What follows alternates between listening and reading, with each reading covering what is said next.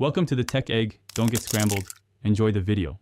You start by getting both devices ready and on the same Wi-Fi. This is required for discovery and low latency streaming.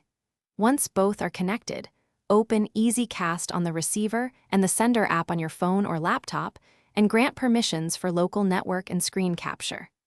Make sure to disable VPNs and close bandwidth heavy apps so initial connection is reliable. Now tap the device list and locate your receiver. This first action initiates the pairing handshake and begins session setup. Once you select the receiver, you'll be shown casting options.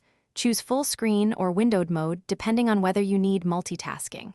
You should also pick orientation and a resolution that balances quality with smooth playback.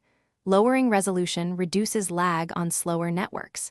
Make sure audio routing is set correctly so system sounds or microphone audio are sent as intended. If prompted, confirm screen capture permissions. This is why EasyCast can mirror everything you see and hear reliably to the display. To finish, verify frame rate and latency settings match your use case.